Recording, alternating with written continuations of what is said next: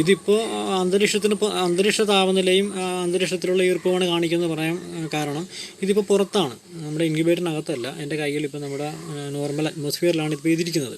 അപ്പോൾ അതുകൊണ്ടാണ് ഇപ്പോൾ 31.7 87% ഹ്യൂമിഡിറ്റിയും കാണിക്കുന്നത്. കാരണം ഇന്നലെ നല്ല മഴയായിരുന്നു. അപ്പോൾ അതിൻ്റെ കൊണ്ടായിരിക്കണം രാവിലെ ആയപ്പം ഈർപ്പം ഇത്തിരി കൂടുതലുണ്ട്. അതുകൊണ്ടാണ് 87% കാണിക്കുന്നത്. നമുക്ക് ഇൻക്യുബേറ്ററിനകത്ത് വേണ്ട ടെമ്പറേച്ചർ 37.4 ആണ്. അതുപോലെ ഹ്യൂമിഡിറ്റി വേണ്ടത് ആദ്യ സമയങ്ങളിൽ വേണ്ടത് 55%. ഹാച്ചിങ് പീരീഡ് അതായത് 19 മുതൽ ഉള്ള ദിവസങ്ങളിൽ നമുക്ക് വേണ്ടത് 65-75% ഹ്യൂമിഡിറ്റി വേണ്ടത്. അപ്പോൾ ഇൻക്യുബേറ്ററിനകത്ത് നമ്മളിതൊന്ന് സെറ്റ് ചെയ്യുകയാണെന്നുണ്ടെങ്കിൽ, അതായത് നമ്മൾ എഗ്ഗ് വെച്ച് അതിനുശേഷം തെർമോസ്റ്റാറ്റ് അഡ്ജസ്റ്റ് ചെയ്ത് അതിനോടൊപ്പം തന്നെ നമ്മൾ ടെമ്പറേച്ചറൊക്കെ അഡ്ജസ്റ്റ് ചെയ്യുമ്പോൾ അതിനോടൊപ്പം തന്നെ ഈ ഉപകരണം കൂടെ ഇൻക്യുബേറ്ററിനകത്തേക്ക് വയ്ക്കുക.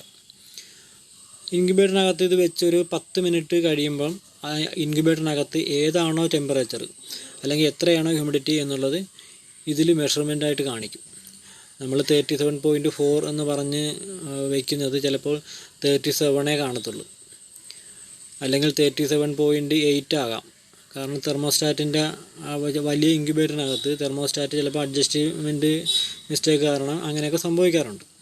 അപ്പോൾ സംഭവിക്കുന്നത് എന്താണെന്ന് വെച്ചാൽ നമുക്ക് ഹാച്ചിങ് കിട്ടത്തില്ല. നമ്മൾ പ്രതീക്ഷിക്കുന്ന പോലുള്ളൊരു ഹാച്ചിങ്ങും അല്ലെങ്കിൽ എല്ലാ മുട്ടകളും നമുക്ക് വിരിഞ്ഞ് കിട്ടാറില്ല. ഈ ഒരു കാരണം കൊണ്ട്, ടെമ്പറേച്ചറിലെ വ്യത്യാസം അല്ലെങ്കിൽ ഹ്യൂമിഡിറ്റിയിലെ വ്യത്യാസം കൊണ്ട്.